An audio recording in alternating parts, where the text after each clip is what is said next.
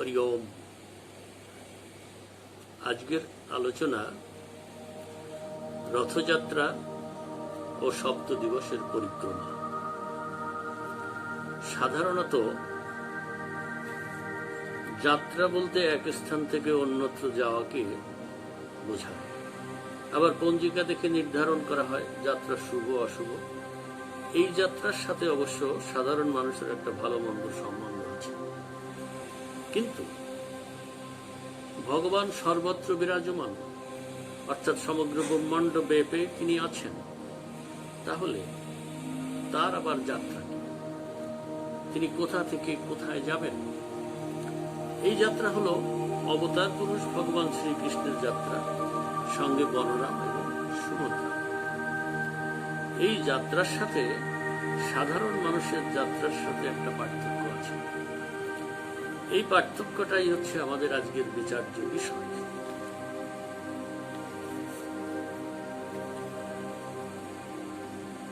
আজকের আলোচনা রথযাত্রা নিয়ে। আমরা বহু প্রকার যাত্রা কথা জানি, বিভিন্ন প্রকার যাত্রার অনুষ্ঠান আমরা আড়ম্বরের সাথে পালন করি, যেমন রথযাত্রা, ঝুলন যাত্রা, রাজযাত্রা, দোলযাত্রা ইত্যাদি ইত্যাদি। রথযাত্রায় জগন্নাথ দেবের সাথে সুভদ্রা ও বলরামের একত্রে যাত্রা। ঝুলন যাত্রায় লক্ষ্মীনারায়ণ অথবা রাধাকৃষ্ণের নাম যুক্ত আছে। রাজযাত্রায় একক শ্রীকৃষ্ণের নাম যুক্ত আছে। দোলযাত্রায় লক্ষ্মীনারায়ণকে নিয়েই পালিত হয়। আজকের আলোচ্য বিষয় রথযাত্রা ও সপ্ত দিবস নিয়ে। পৌরাণিক কাহিনী ভিত্তিক বহু আলোচনা আমরা শুনেছি। সেখানে 7 দিনের জন্য মাসির বাড়িতে আসা, 7 দিন পর আবার ফেরত যাওয়া। কাহিনীর মধ্যে আছে রাজা ইন্দ্রদ্যুম্নের একটি কাহিনী, জরা নামক বেদ কর্তৃক সরাঘাতের একটা বিষয় সেখানে আছে, নীলগিরি পাহাড়ের কাহিনী আছে, তারপর পুরীতে বিগ্রহ প্রতিষ্ঠার কাহিনীতে ভরপুর এই পৌরাণিক জগন্নাথ দেবের রথযাত্রার কাহিনী। কিন্তু আজকের আলোচনা একটু ভিন্ন আঙ্গিকে। আলোচনাটিতে যদি কোনো ভুল ত্রুটি হয়ে থাকে তাহলে আমার অনুরোধ রইল কমেন্ট বক্সে উল্লেখ করে সংশোধনের সুযোগ দেওয়ার জন্য। শুধু সজ্জন মন্ডলী, আমাদের উপনিষদে ঋষিরা কঠোপনিষদে বলেছিলেন, আত্মানাং রথিনং বিদ্ধি শরীরং রথমে বত, বুদ্ধিং তু সারথিং বিদ্ধি মন গ্রহমে বচ। অর্থাৎ জীবাত্মাকে রথের রথী এবং শরীরকে রথ বলে জেনো, বুদ্ধিকে সারথী এবং মনকে বলগা অর্থাৎ লাগাম বলে জেনো। এখানে জীবাত্মা, মন এবং দেহের মধ্যে সম্পর্ক বোঝাতে উপনিষদীয় ঋষিরা একথা বলেছেন। আত্মা দৃশ্যত কিছু করেন না, কিন্তু তিনি আছেন। তিনি আছেন বলেই দেহ, মন ও বুদ্ধি কর্মক্ষম হয়। এগুলির কোনটি স্বতন্ত্র নয়, সবই আত্মার ইচ্ছারাধীন। আত্মা বলতে এখানে জীবাত্মাকে বোঝানো হয়েছে। স্বরূপত জীবাত্মা এবং পরমাত্মা অভিন্ন, কিন্তু যতক্ষণ জীবাত্মা মায়ার প্রভাব থেকে মুক্ত না হয় ততক্ষণ নিজেকে বদ্ধ মনে করে। এই ভ্রান্তি দূর করতে জীবাত্মাকে প্রচন্ড সংগ্রাম করতে হয়। এই সংগ্রামের লক্ষ্য হল দেহরূপ রথ মধ্যস্থ জীবাত্মারূপ রথীর যাত্রা। আমরা যেমন যেদিক খুশি সেদিক যেতে পারি, ঠিক তেমনি আমার এই দেহকে মুক্তি লাভের উদ্দেশ্যে আমি কিভাবে ব্যবহার করব? আমি সংসার জালে আবদ্ধ করব, না আমি পরমাত্মার সাথে লীন হওয়ার জন্য সাধন ভজনের সাথে যুক্ত হব? তা সম্পূর্ণ আমার নিজের উপরেই নির্ভর করে। চালক রূপে বুদ্ধির ভূমিকা এখানে সবচেয়ে গুরুত্বপূর্ণ। বুদ্ধি যদি সজাগ থাকে তাহলে কখনো সংকটে পড়তে হয় না। সংকট বহুবিধ। এখানে ছোট্ট একটা গল্পের অবতারণা করা যেতে পারে। রাবণের উপদেশ। রাম রাবণের যুদ্ধ শেষ। রামের সরাঘাতে রাবণ আহত, মৃত্যুর জন্য অপেক্ষারত। দূরে দাঁড়িয়ে রাম জয়ী হয়েও চিন্তান্বিত। লক্ষ্মণকে ডেকে বললেন, ভাই লক্ষ্মণ, এবার তো অযোধ্যায় গিয়ে রাজ্য পরিচালনার গুরুভার নিতে হবে, কিন্তু আমাদের তো রাজনীতির অভিজ্ঞতা নেই। রাবণ একজন দক্ষ ও সবল শাসক ছিলেন, চলো মৃত্যুর আগে রাবণের কাছ থেকে কিছু রাজনীতি শিখে নিই। রাবণের কাছে গিয়ে যথারীতি এই আকাঙ্ক্ষা ব্যক্ত করলেন। রাবণ বিষণ্ণ মুখে বললেন, হে রাম, আমার ইচ্ছা ছিল পৃথিবী থেকে স্বর্গ পর্যন্ত এমন একটি সিঁড়ি বানাবো যাতে মৃত্যুর পর হেঁটে হেঁটে স্বর্গে যেতে পারে, কিন্তু আজ করব কাল করব ভেবে কাজটি আমার আর করা হয়ে ওঠে। তাই প্রথম উপদেশ হলো, রাজা হিসাবে ভালো কাজ মাথায় আসলে সাথে সাথে করে ফেলবে। রাজনীতি বড় কঠিন ক্ষেত্র, ভালো পরিকল্পনা বাস্তবায়নের সময় আর নাও পেতে ভালো। তারপর দেখো, আমার সেই কুদিন এলো যখন আমি সীতাকে দেখলাম, আমার বদ ইচ্ছা জাগলো, সীতাকে সাথে সাথে হরণ করে নিয়ে এলাম। তার পরিণতি আজ তোমার হাতে আমার এই অপমৃত্যু। আমার দ্বিতীয় উপদেশ হলো, কোনো খারাপ চিন্তা মাথায় এলে তা করার আগে এর পরিণতি ভাবার জন্য সময় নেবে, সাথে সাথে করবে না। একসময় খারাপ কাজের ইচ্ছাটা চলে যেতে পারে। সারমর্ম হলো, সাময়িক উত্তেজনায় কোনো নিষ্ঠুর কাজ করতে নেই। বুদ্ধিকে সবসময় সজাগ রেখে কাজ করতে হবে, তাহলে কখনো সংকটে পড়তে হবে না। তাই জীবাত্মা রূপ এই দেহে সাধককে যেন সংকটে না পড়তে হয়, তাই সঠিক সিদ্ধান্ত নিয়ে কাজ শুরু করতে হবে। মানুষ পঞ্চকর্মেন্দ্রিয় যেমন বাক, পানি, পাদ, পুস্তবায়ু এবং পঞ্চ জ্ঞানেন্দ্রিয় যেমন চক্ষু, কর্ণ, নাসিকা, ত্বক, জিহ্বা, এর সমষ্টি ছাড়া আরো আছে 4টি অন্তরেন্দ্রিয়, মন, বুদ্ধি, চিত্ত অর্থাৎ হৃদয় এবং অহংকার অর্থাৎ অহংবোধ। মনের সংকল্প বিকল্প আছে, কিন্তু বুদ্ধি নিশ্চয়াত্মিকা। হৃদয়ে সব অতীত সংস্কার সঞ্চিত থাকে, আর অহং বুদ্ধি জীবাত্মাকে দেয় কর্মপ্রেরণা। এই সব কিছুর মধ্যে আবার বুদ্ধি প্রধান। কঠোপনিষদে আরো বলা হয়েছে, ইন্দ্রিয়ানি হয়ানাহু বিষয়াংস্তেষু গোচরান আত্ম ইন্দ্রিয় মনোযুক্ত ভক্তে তাহু মনীষিণ। অর্থাৎ প্রাজ্ঞ ব্যক্তিগণ ইন্দ্রিয় সমূহকে অশ্ব এবং শরীরকে রথ রূপে বর্ণনা করেছেন। ইন্দ্রিয়ের বিষয় যেমন রূপ, রস, গন্ধ, স্পর্শ ইত্যাদি যেন সেই রাজপথ। দেহ, মন ও ইন্দ্রিয়যুক্ত আত্মাই স্বয়ং ভোক্তা। দেহ যদি রথ হয়, তবে সেই রথ টেনে নিয়ে যাওয়ার জন্য প্রয়োজন হয় ঘোড়ার। ইন্দ্রিয় সমূহই এই ঘোড়া। ইন্দ্রিয় সমূহ সদা চঞ্চল, যেমন ঘোড়া সদা চঞ্চল থাকে। এদেরকে নিয়ন্ত্রণ করা দুরূহ। ভালো মন্দ নির্বিচারে সব বস্তুই ইন্দ্রিয়কে আকৃষ্ট করে। ইন্দ্রিয় ভালো মন্দ বিচারে অক্ষম, মন কিন্তু ভালো মন্দ বিচার করতে পারে। এই মনই ইন্দ্রিয়ের নিয়ামক। এখন প্রশ্ন হলো, এখানে কর্তা কে? শরীরের যাবতীয় কর্ম কে সাধন করে? দেহ, মন অথবা ইন্দ্রিয় কোনটি? উত্তর হলো, দেহ, মন এবং ইন্দ্রিয়যুক্ত আত্মাই হলো কর্তা। এই আত্মাকে জীব বা জীবাত্মাও বলা হয়। আমাদের প্রকৃত আত্মা হলেন পরমাত্মা বা শুদ্ধ চৈতন্য। মায়ার প্রভাবে পরমাত্মা নানা গুণে বিশেষিত হয়ে জীবাত্মা রূপে প্রতিভাত হন। তপস্যার দ্বারা এইসব আরোপিত গুণ মুছে ফেলা যায়। মানুষের মনই বন্ধন এবং মুক্তি উভয়ের জন্য। আবার শ্বেতাশ্বর উপনিষদে 3 অধ্যায়ের 19 শ্লোকে বলা হয়েছে,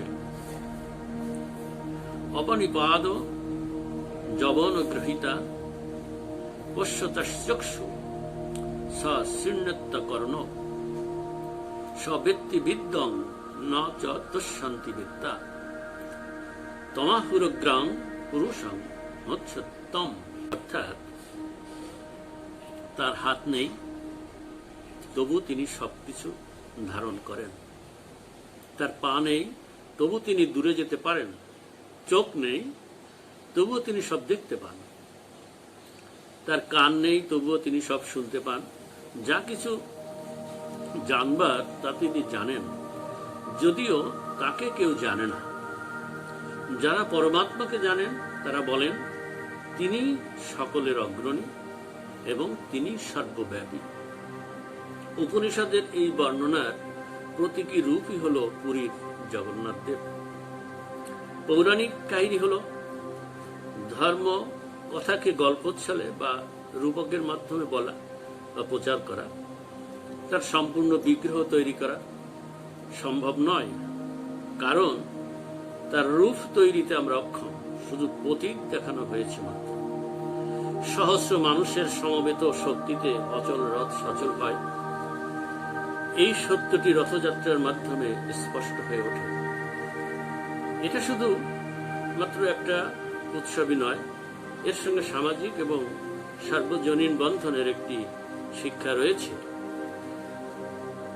আমাদের বৈদিক ঋষিরা নির্দেশ করেছিলেন ভবিষ্যৎ মানব সমাজের শান্তি ও কল্যাণের পথ নির্দেশ করিয়া। ঋষিরা গিয়েছিলেন সঙ্গশুদ্ধং সংবদুত্থং সঙ্গমানাংশি জানতাম দেবাভাগং যথা পূর্বে সঞ্জানানা উপাসতে সমান মন্ত্র সমিতি সমানি সমানং মনো মহ চিত্তমেশ সমানং মন্ত্রমভি মন্ত্র এব সমানে নব ভবিষ্যৎ হোমি সমানিব আকুতি সমান হৃদয়ানিব সমানমস্তুব মনোযথা বা সুসহসতি। ঋগ্বেদের একটি শ্লোক। তোমরা মিলিত হও, একত্রে স্তব উচ্চারণ করো, তোমাদের মন পরস্পর একমত হোক। দেবগণ একমত হয়ে যজ্ঞভাগ গ্রহণ করেন, সকলের মন্ত্র উচ্চারণ এক প্রকার হোক, সকলে একত্র সমাগত হন, সকলের মন চিত্ত সকলই এক প্রকার হোক, একই মন্ত্র সকলে মন্ত্রিত হোক, অন্তঃকরণ এক হোক, তোমাদের অভিপ্রায় এক হোক, মন এক হোক, তোমরা সর্বাংশে সম্পূর্ণরূপে একমত হও। রথযাত্রার মধ্য দিয়ে এই সমবেত হওয়ার একটা প্রয়াস আমরা দেখতে পাই। এখানে আরেকটি বিষয় উল্লেখ্য, আমরা যে বিভিন্ন প্রকারের পৌরাণিক কাহিনীর মধ্য দিয়ে 7 সংখ্যাটির একটা বিশেষত্ব খুঁজে পাই। যেমন এই রথযাত্রায় 7 দিবসের একটা পরিক্রমা আছে। ভগবান জগন্নাথ দেব মাসির বাড়ি আসছেন, আবার 7 দিন পরে আবার যথাস্থানে ফেরত যাচ্ছেন, যেটাকে আমরা উল্টো রাত বলে থাকি। এখানে এই 7 দিনের একটা বিশেষ তাৎপর্য আছে। শুধুমাত্র এই রথযাত্রায় যে 7 দিনের কথা বলা হয়েছে তা কিন্তু নয়। আমরা জানি পরীক্ষিত মহারাজ অভিশপ্ত হয়েছিলেন, 7 দিবসের মধ্যে সর্পাঘাতে তার মৃত্যু হয়। আবার সপ্তকাণ্ড রামায়ণ। তাহলে এই যে বারবার বিভিন্ন জায়গায় আমরা এই 7টা দিনের বা 7টা স্তর এর বিষয় দেখে আসছি, এর তাৎপর্যটা কি? এই 7 সংকটের প্রতি যদি আমরা মনোসংযোগ করি তাহলে একটা বিষয় স্পষ্ট। সনাতনী শাস্ত্রে তত্ত্বদর্শী যোগীগণ নির্ণয় করেছিলেন সেই সর্বশক্তিমান অদ্বিতীয় বস্তুই পরমাত্মা। এই পরমাত্মা দেহরূপ রথ মধ্যে জীবাত্মার রূপে অবস্থান করেন। এই জীবাত্মা পুনরায় পরমাত্মার সাথে মিলন ঘটান। এই যে মিলন ঘটানো, এই যে জীবাত্মা রূপে এই দেহ রথের মধ্যে যখন অবস্থান, সেখান থেকে পরমাত্মার সাথে মিলিত হওয়ার জন্য যে যাত্রা এই দেহরথ মধ্যে থেকে, সেটাই হচ্ছে এই সপ্ত দিবসের একটা বিশেষ তাৎপর্য। আমরা এখন একটু বোঝার চেষ্টা করি যে কেমন।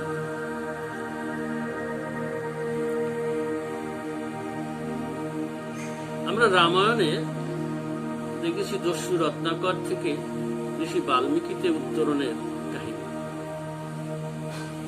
আমি অতি সংক্ষেপে যদি একটু বলার চেষ্টা করি, রত্নাকর যখন আদিষ্ট হলেন রাম নাম করার জন্য, তখন তিনি সরাসরি আজ্ঞাচক্রে মনোসংযোগ করেছিলেন। তখন দৈববাণী হয়েছিল যে হবে না, তোমাকে মূলাধার মনোসংযোগ করে যাত্রা শুরু করতে হবে। এখানে আমরা ষটচক্রের কথা আমাদের শাস্ত্রে আমরা জানি। ষটচক্র হল মূলাধার, স্বাধিষ্ঠান, মণিপুর, অনাহত পদ্ম, বিশুদ্ধ চক্র, আজ্ঞা চক্র, তারপরে সহস্র। এখানেও ষটচক্রে 6টা স্তর ভেদ করার পরে 7ম স্তরে যে সহস্রারে হচ্ছে পরমাত্মার স্থান। তাহলে এই যে রত্নাকরকে যে দৈববাণী করা হলো, তুমি মূলাধার থেকে শুরু করো। মূলাধারের অবস্থানটা কোথায়? মূলাধারের অবস্থান হচ্ছে গুচ্ছমূলে। মূলাধার থেকে সাধন করে যখন ঊর্ধ্বমুখী হতে হয়, মূলাধারের উপরে স্বাধিষ্ঠান হচ্ছে লিঙ্গমূলে।